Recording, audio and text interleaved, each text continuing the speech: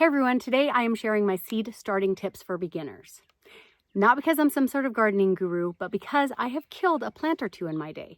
But I have learned a few things along the way. So if you're like I was, stick with me and I'm going to teach you some things that are going to prevent a lot of your headaches. Yeah. Tip number 1, timing is everything. In my experience, anytime I start my seeds, they grow out of their pots. I have to repot them into bigger pots before I can put them in the ground, and then boom, I got dead plants. I've never had success with up potting anything. So what I do is it causes a lot less stress on me, and my plants seem to do way better, and they tend to always recover. If they're gonna recover, they'll recover. I start a little bit later than earlier. So if a plant seed packet says to start at 6 to 8 weeks before the last frost date, I'm gonna go with only 6 weeks because I want to be able to have my pot remain in the same starter pot all the way up until the point I put it in the ground.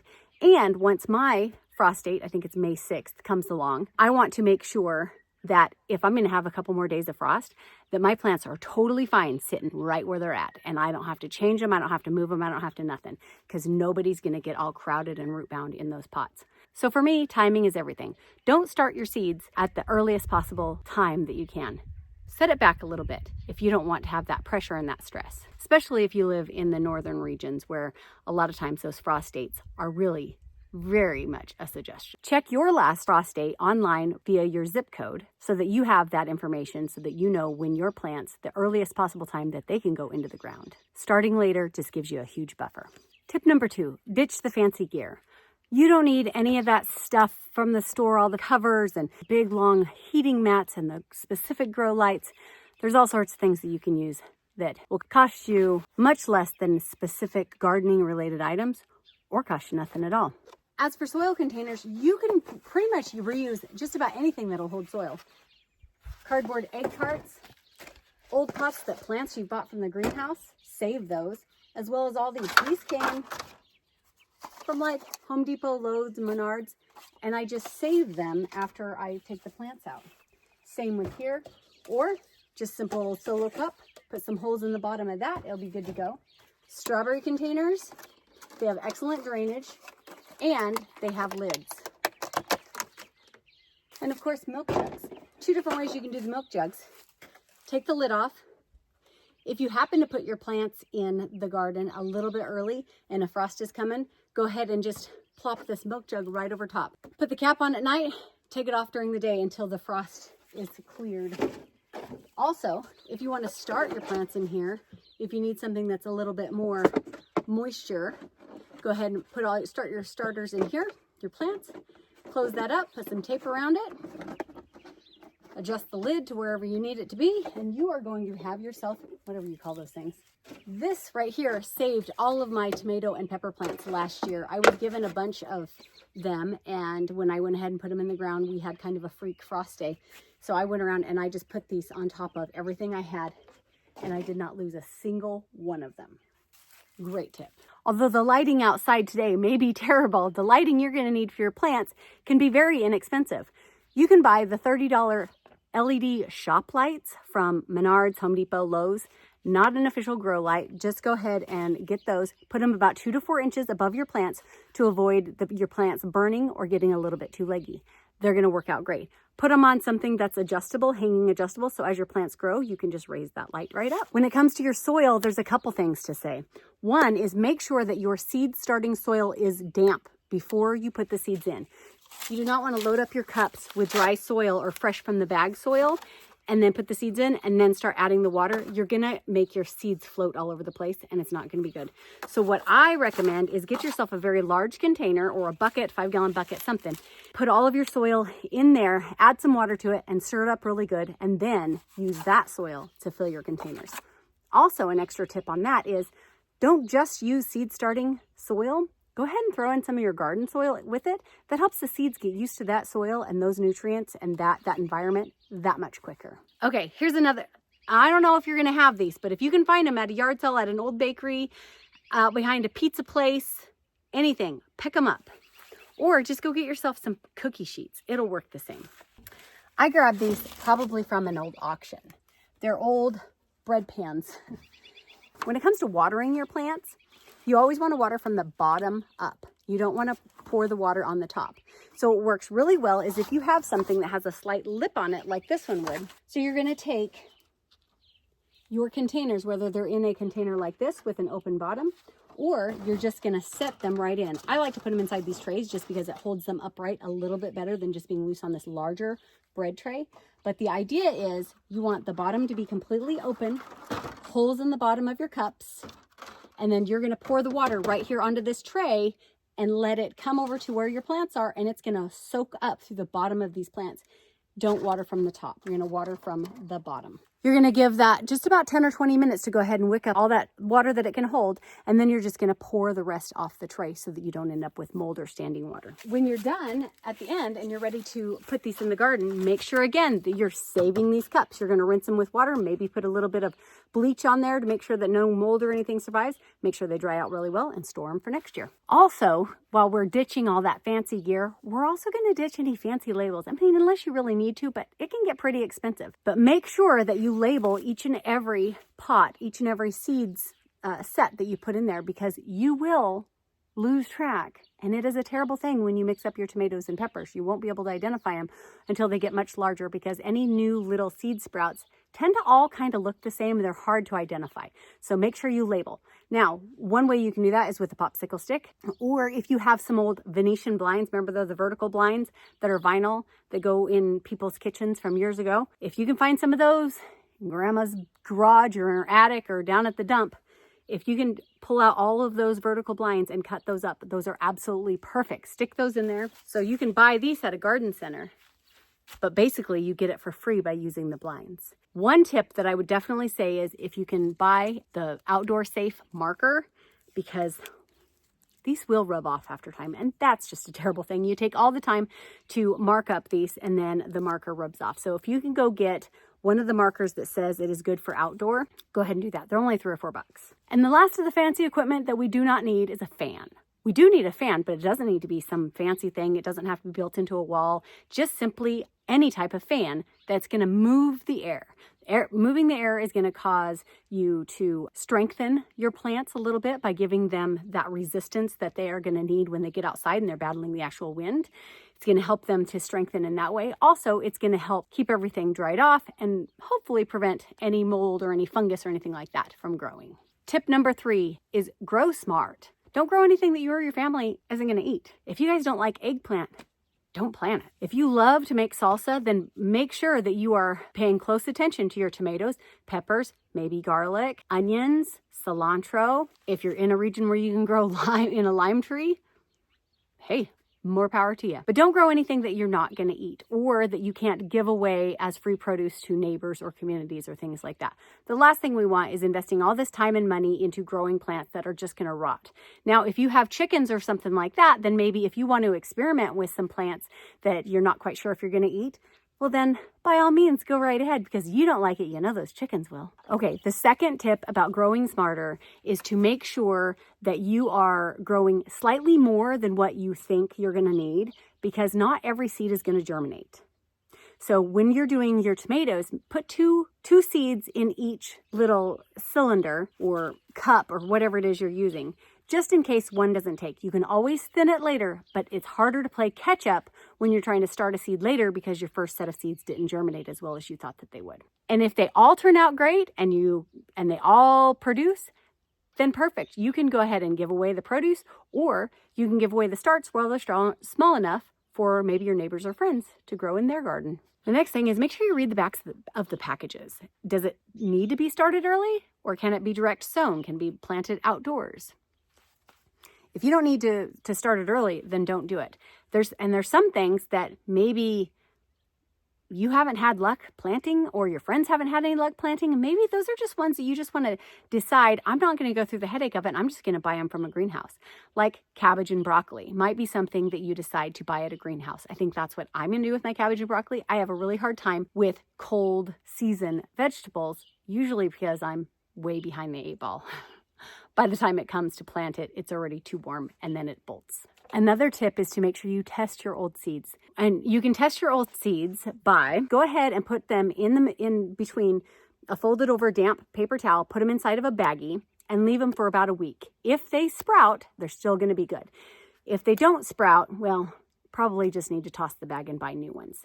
But don't waste your time planting a bunch of seeds that aren't going to sprout, and then you got to make up that time. That's a terrible thing. Now, if you have some old seeds and you don't have the time to do the testing, then I'd say load up your cups. Put as many seeds in there because likely if they're that old, you're probably not going to need them for next year anyway. Next year is definitely going to be the trash year.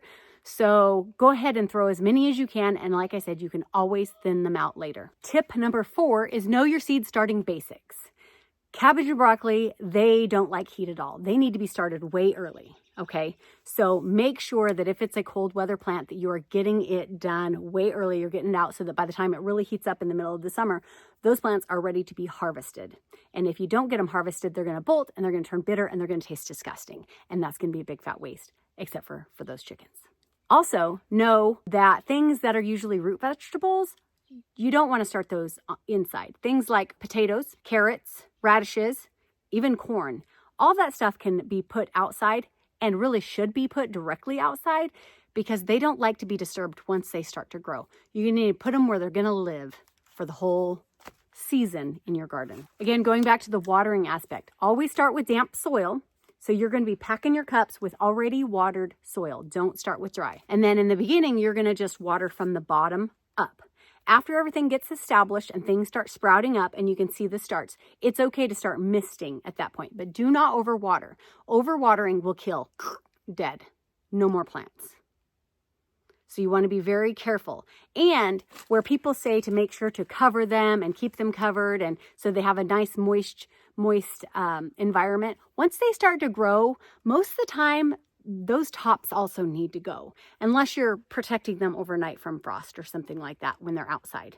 But most of the time, those need to go. You can keep the soil wet enough without that on there, and you're running the risk of having more problems than benefits by keeping those tops on. Okay, so the next thing is the warmth of the seeds. You need to keep these seeds slightly warmer than what you normally would. They need to be about 70 or 80 degrees while they're germinating. You can do that by using a seed starting mat, or simply like a back heating mat. If you can use one of those, put it on top of your refrigerator, anywhere where it's going to be a little bit warmer. And then once they start to sprout, you don't have to worry about the heat anymore. Now you're going to want light. So heat to start, light to grow. And you're only going to need about 65 degrees or so there. So pretty much any room in your house, as long as you have the appropriate light, is going to work. When it comes to the depths of your plants, remember, these seeds only need to go into the soil about twice as tall as they are, which usually isn't that big. So don't be digging way down, just barely bury them beneath the surface in most cases. And then always remember, don't tighten down your pack on your soil. You want all this to be nice and loose so that those seeds, once they germinate, have an easy time breaking through the top of that soil. Don't forget to thin your plants as they start to grow. Some of them require snipping as they start to get true leaves. Make sure you stay on top of that. I know, it's hard. It about gets me anytime that I'm pulling out a perfectly healthy plant or snipping off leaves or pulling back little things. Oh, it just breaks my heart. But it's necessary for the growth of the plant. And remember, folks, you got to be patient. Some of these seeds take 10 to 14 days just to start bursting through the top of the soil. So don't go digging around, seeing how they're doing. Just let them do their thing. Give them the time that they need. They'll get there. If they're going to get there, they're going to get there. Tip number 5 is to make sure you harden off your plants before you put them in your garden.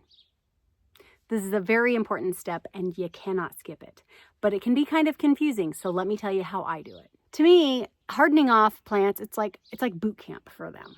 So day 1, I'm going to put them out for 1 to 2 hours in a shady area and just kind of let them be out in the environment, near the sun, near the wind. I'm going to want to choose a non-windy day and make sure I put them in the shade. And then I'm going to bring them in after just 1 to 2 hours. So days 2 and 3, I'm going to add a few hours to that. So it may be up to 3 to 4 hours, again, in the shade, away from the wind, nice and sheltered. Days 4 and 5, we're going to move them into the morning sun. And we're going to leave them out for about 4 to 6 hours. But if they start to wilt, pull them back in. They're not ready. On days 6 and 7, go ahead and put them out for about 8 hours in the afternoon sun. And a little bit of wind is okay. Days 8 through 10, you're going to go all day and all night if the temp doesn't fall below 45 degrees. all night long. Leave them out all night. Day 8, 9, and 10. For 3 days, you can leave them out if they've already passed all the prior steps. So if they start to wilt on a day, then you're going to kind of back it off and you're going to slowly progress until they're not wilting, until they can get through one of these steps without having some big major change to the detriment of the plant, okay? So after about 10 days, they should be about ready to go in the ground. So when you're doing this hardening off, try to pick a week that doesn't have a lot of wind going on. It doesn't have some really extreme temperatures. Try to do it when everything's a little bit moderate, and you're going to have better success. But please don't forget to water them when you put them out there in the garden. When you finally do transplant them, give them the water that they need, and make sure that it is on a good day that they can handle it, and that you're planting them in the areas they need to be. If they need to be in shade or in sun, and if they need support growing, make sure you put them somewhere in your garden that you have the ability to put some sort of pole or fence or trellis or Florida weave or something like that to keep your plants supported and growing upright for success. Tip number 7 is set up your garden. You want to match the sunlight to your plants.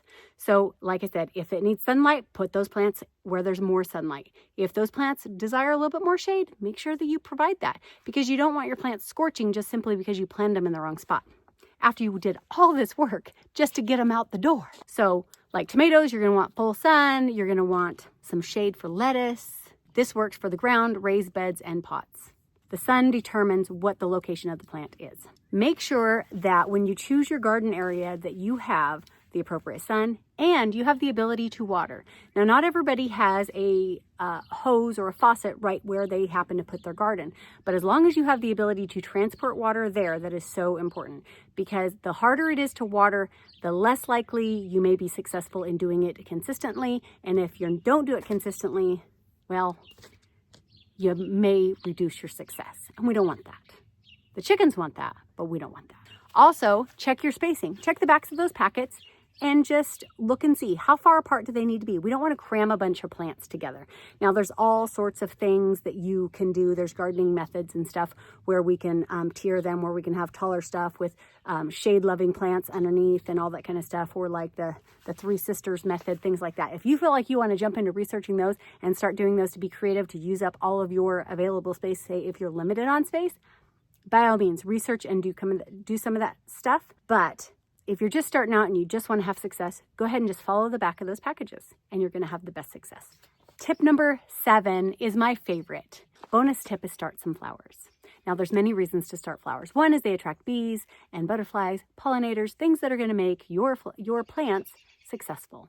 They are going to add to the beauty of the garden. They're going to make it so much more enjoyable to hang out in that space. You're going to have the beauty of nature and animals and birds. It just really adds a lot, in my opinion. But there's also extra things besides the pollinators and the butterflies. It also adds things like marigolds are said to repel certain bugs from your garden. There's lots of plants out there that will repel certain bugs when you plant them, like around your garden or in companionship with other plants. They'll repel things, and then you don't have to worry about keeping those bugs off your plant. And then other things like calendula or lavender, they smell beautiful, they look beautiful, but they can also be extracted to make medicinal type things. You can make salves, you can make essential oils from them, and it's just like an extra bonus. Not only are they beautiful, but you can make things, you could sell them on the side, really. You could even sell just the blooms for other people to make the salves or the essential oils if that's not what you're into. And to wrap this all up, just remember, gardening is a lot of experimenting. It's learning, it's growing, literally growing. And to wrap this up, remember that gardening is about experimenting. It's about growing. It's about trying new things and seeing how you do, and then getting better each and every year. You don't have to start off every year knowing every single thing. You're going to build on your knowledge every year, and it's just going to get better and better. Don't overwhelm yourself in that first year. Just grow what you want, grow what you enjoy, and enjoy doing it. And use the stuff that you already have. Don't go broke trying to grow a garden to save money. That doesn't even make sense.